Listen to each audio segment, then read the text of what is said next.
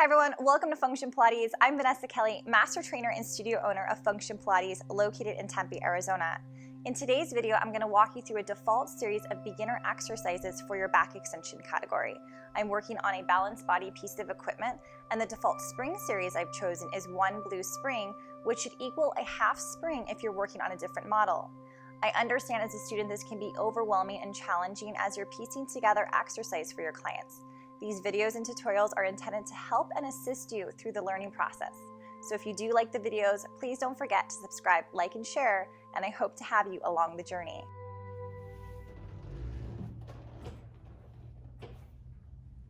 Set the box to a long box position and have the chest hang just over the box. Choke up on the ropes above the metal buckle and wrap your hands around them one more time to slightly increase the tension. With straight arms, pull back, aiming your hands to reach up next to your hips.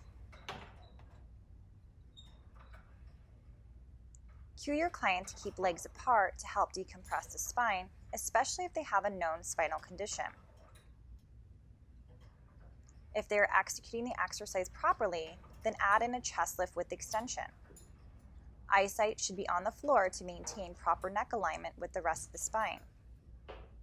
Most folks will want to look up, shortening the back of the cervical spine, so be very careful to observe. Inhale will lift the chest and pull the arms back, while the exhale will drop the arms and chest down. Keep the legs energized and active with toes pointing behind them.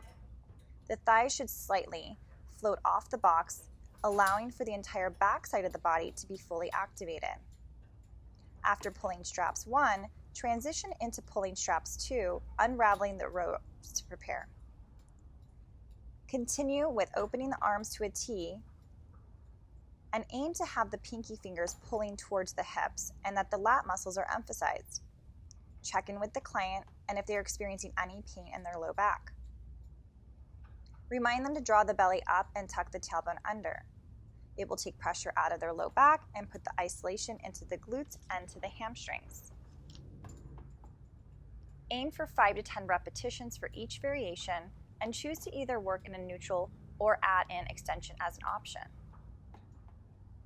And this concludes the beginner back extension series. Check the other beginner default categories or continue on to check out the intermediate footwork series.